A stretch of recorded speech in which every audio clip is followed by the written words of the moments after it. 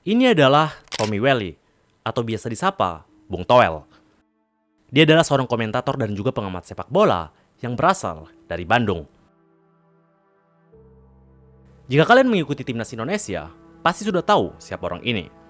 Sebab akhir-akhir ini, dia begitu dibenci oleh para supporter Indonesia karena pernyataannya yang cenderung berlawanan terhadap pendukung timnas pada umumnya.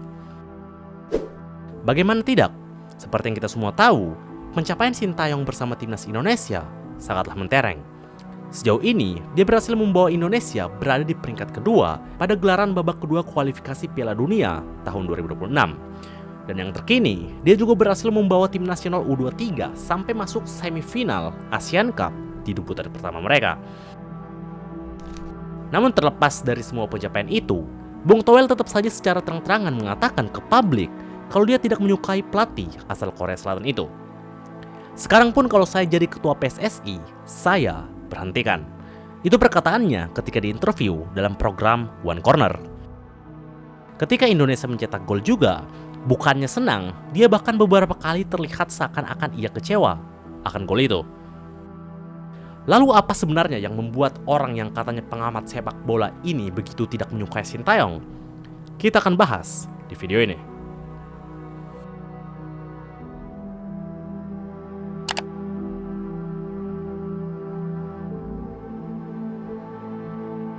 Ketika Sintayong baru saja ditunjuk menjadi pelatih timnas di tahun 2020, Bung Toel sebenarnya bukan bagian orang yang senang mengkritik pelatih asal Korea Selatan itu.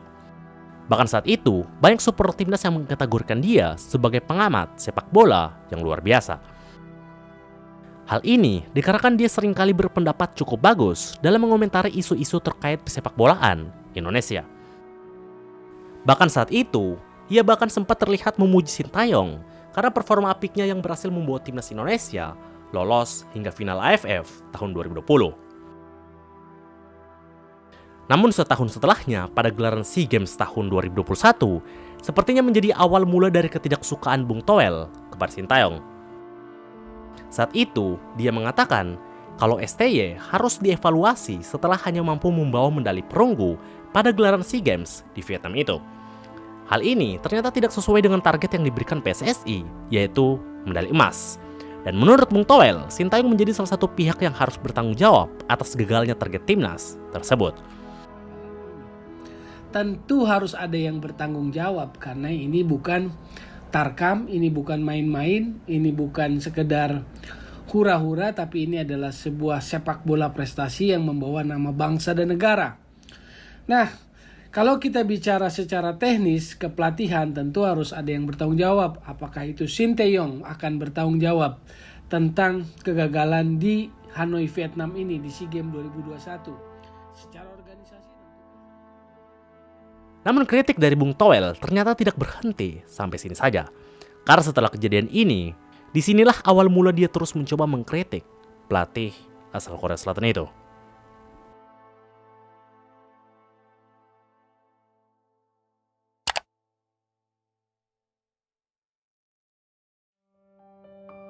Dari banyaknya kritikan Bung Toel kepada Sintayong, alasan yang paling sering kita dengar adalah terkait isu pemain lokal versus pemain naturalisasi atau pemain keturunan. Untuk memperjelas hal ini, pemain lokal di sini lebih ke arah pemain yang bermain atau produk pemain dari Liga 1. Dan menurut Bung Toel, Sintayong cenderung tidak percaya dengan pemain-pemain yang bermain di kompetisi lokal.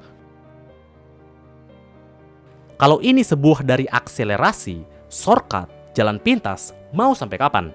Lalu pertanyaan berikutnya, kompetisi untuk apa? Pajangan untuk rame-rame? Ujar Bung Toel dalam program YouTube Sportify Indonesia. Ketika Indonesia berhasil mengalahkan Australia pada gelaran Piala Asia U23, banyak orang yang menyangka kalau Bung Toel akan ikut kesal atas kemenangan tersebut. Namun ternyata, dia mengatakan kalau dia ikut senang dengan alasan banyaknya pemain Liga 1 yang bermain di tim tersebut. Apakah saya senang dengan kemenangan atas Australia? Saya senang karena ada kebenaran yang terungkap. 7 pemain di starter bermain di Liga 1 di tengah sentimen lokal pride. Sebelum kualifikasi Piala Dunia tahun lalu, STY menyebut pemain Indonesia itu lemah mentalnya, takut kalah sebelum bertanding. Tetapi para pemain menunjukkan itu tidak benar. Sebenarnya pernyataan seperti ini tidak cuma datang dari Bung Toel sendiri. Ada beberapa pemain, bahkan supporter, yang juga ikut mengkritisi Sintayong akan hal ini. Mantan pemain Persipura yaitu M. Tahir juga pernah mengatakan hal yang serupa. Sekarang terlalu banyak naturalisasi sih. Terlalu banyak naturalisasi. Terlalu banyak naturalisasi. Dan menurut kamu ini nggak sehat? Bukan nggak sehat sih. Cuma kesian kita adakan kompetisi di dalam negeri, gunanya untuk apa? Ya. Tapi kan dianggap jangan mental tempe dong, nggak mau bersaing gitu. Kita cuma kalah apa aja ya. Mereka mainnya di luar negeri, kita mainnya di dalam negeri. Ya hanya kalah itu menurut Kalah kamu. itu aja. Nah, kalau secara kualitas kamu yakin masih bisa bersaing? Kalau kualitas kita 11-12 sama mereka. 11-12. Bahkan pada saat Indonesia berhasil menjuarai AFF U16, ada beberapa staf pelatih termasuk Marcus Horizon yang mengatakan lokal pride ke kamera.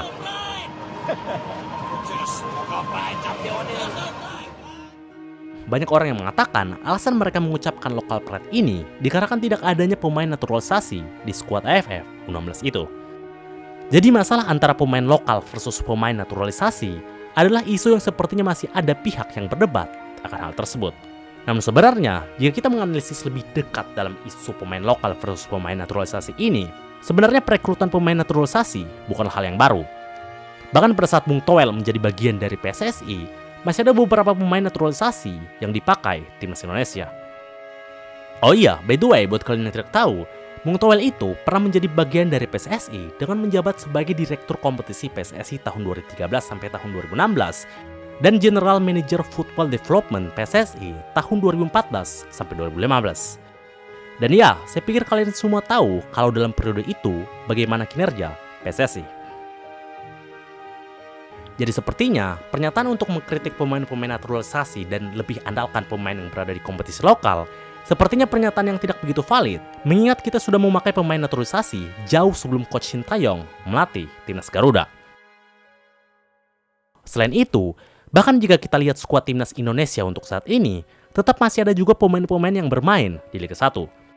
Jadi jika memang pemain yang bermain di kompetisi lokal pengen ikut membela timnas, sepertinya peluang masih sangat terbuka. Namun tentunya, persaingan harus dilakukan sesuai dari apa keputusan Sintayong sendiri. Rizky Ridho, Hernando Ari, Witan Sulaiman, Yakub Sauri adalah contoh-contoh beberapa pemain yang bermain di Liga 1. Dan seperti yang kita tahu, mereka adalah pemain-pemain yang masih menjadi andalan STY hingga sekarang. Selain itu, kritikan Bung Toel soal Sintayong dalam Liga 1 ternyata tidak cuma sampai situ. Jadi pada saat itu, Sintayong mengkritik soal Liga 1 terkait hubungannya dengan gelaran Piala Asia 2023. Juru taktik asal Korea Selatan itu belak-belakan meminta mutu kompetisi domestik harus ditingkatkan demi kemajuan timnas Indonesia.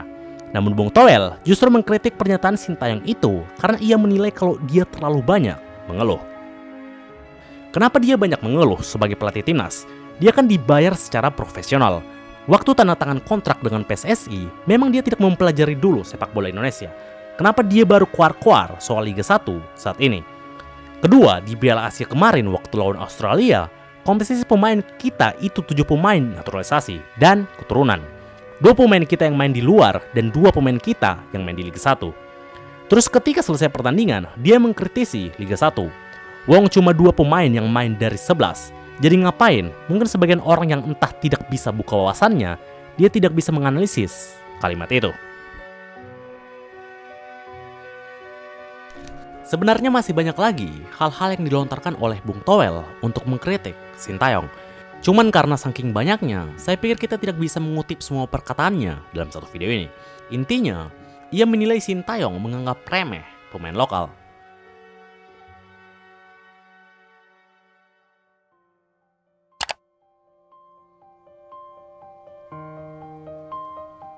Seperti yang kita tahu, pencapaian Sintayong bersama timnas bisa dibilang cukup baik. Walaupun belum ada piala yang ia persembahkan sejauh ini, tapi tetap saja progres timnas terlihat cukup jelas. Namun terlepas atas hal itu, Bung Toel masih secara terus-menerus hingga sekarang mengatakan kritikannya terhadap pelatih asal Korea Selatan itu. Berkat opininya yang kerap bertentangan dengan kebanyakan pengamat dan supporter pada umumnya, Bung Toel perlahan-lahan menjadi sosok yang paling dibenci dalam persepak bolaan Indonesia. Jika dulu ada yang memujinya sebagai pengamat yang cukup cerdas, sekarang justru sangat berbalik. Hujatan demi hujatan dilontarkan dari para supporter. Apalagi ditambah adanya beberapa rumor yang tersebar luas terkait adanya dugaan kalau Bung Toel sendiri berkaitan dengan mafia bola Indonesia. Namun tentang kebenaran apakah dia benar-benar seorang mafia hanya sebuah rumor belaka. Lalu apakah Bung Toel pantas mendapatkan semua perlakuan dan hujatan dari banyaknya supporter Indonesia? Mungkin sebagai supporter, kalian bisa memberikan pendapat kalian di kolom komentar.